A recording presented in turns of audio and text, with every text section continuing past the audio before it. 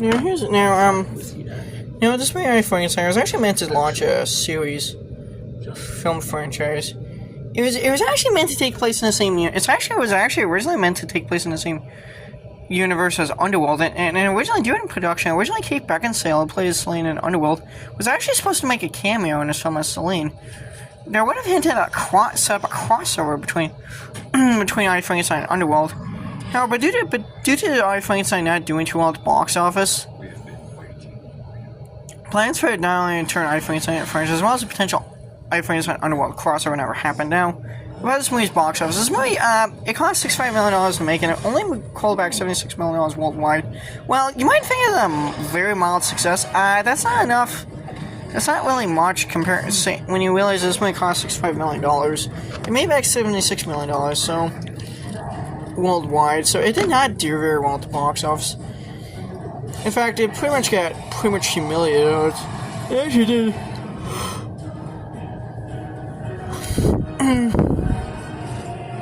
So I think part of it is it flopped in the States, but I think it did slightly better internationally, but its box office still isn't really enough to justify Lionsgate to justify turning this into a franchise, which honestly, I actually think this is actually a pretty good movie.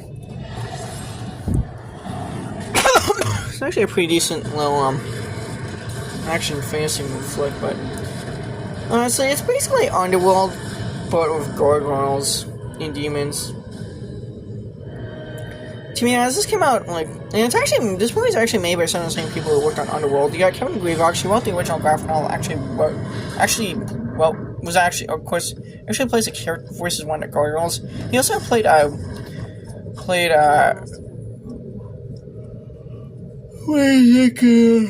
ways in Underworld. Ways in Underworld. Now, another connection this movie has I Frankenstein is that Bill Nighy is in this movie. He played Victor in Underworld, but he plays the main bad guy in this one, which is actually kind of crazy when you realize that there's supposed to be a crossover, and yet Bill Nighy plays two different. I mean, I'm bet if they made a sequel and they made an I Frankenstein Underworld crossover, Bill Nighy's character in this movie would have just been retconned up in Victor.